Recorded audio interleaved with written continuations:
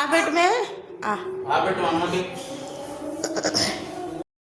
Hello అండి, అందరూ బాగున్నారా? నేనైతే చాలా బాగున్నాను. చూసారా మా పాప అమ్మ నాకు పెట్టవే అంటే నాకు పెట్టలేదు. వాళ్ళ డాడీ ఎప్పుడైతే అమ్మకు కూడా పెట్టు అంటే అప్పుడైతే తెచ్చి పెడుతుంది అనమాట. అదే వాళ్ళ డాడీ అడగకుండానే తీసుకెళ్ళి పెడుతుంది అనమాట. నేను నిజం చెప్తానండి, రియల్గానే పక్కన వాళ్ళు చూశాను, ఇప్పుడు రియల్గానే నా పాప విషయంలో చూస్తున్నాను. అదే అబ్బాయిలు అయితే తల్లికి సపోర్ట్ చేస్తారు, అమ్మాయిలు అయితే తండ్రికి సపోర్ట్ చేస్తారు. యాక్చువల్గా నేను ఇది ప్రతి చోట అబ్జర్వ్ చేశాను. ఒక పాప బాబు ఉన్న వాళ్ళిద్దరి దగ్గర అబ్జర్వ్ చేశాను. ఇది రియల్గా నాకైతే జరిగింది, నేను చెప్తున్నాను అనమాట. సో నాకు పెట్టలేదు, తర్వాత ఒకసారి పెట్టింది, తర్వాత వెళ్ళి తనకైతే పెడుతుంది అనమాట. తను బిర్యానీ కావాలంటుంది, అన్నీ కావాలంటుంది, బట్ కాకపోతే తినదు. మా ఇద్దరికైనా తినిపించేస్తుంది, లేదా వాళ్ళ డాడీకి అయినా పెట్టేస్తుంది అనమాట.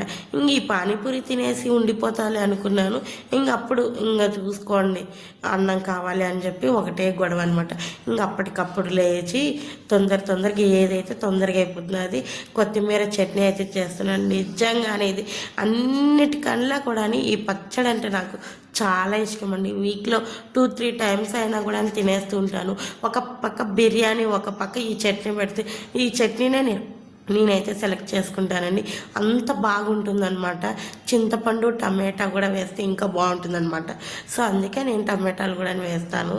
ఆకు కొద్దిగా అయినా కూడా ఈ రెండు యాడ్ చేయండి, సూపర్ అంటే సూపర్గా ఉంటుందన్నమాట.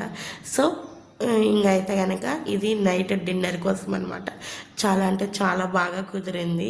ప్రాసెస్ అంతా చూపించలేదులేండి, సో ఇంతవరకే చూపించాను. సో ఇంతవరకే చూశారు. ఒక చిన్న లెక్కైతే ఉండబ్బా. బాయ్.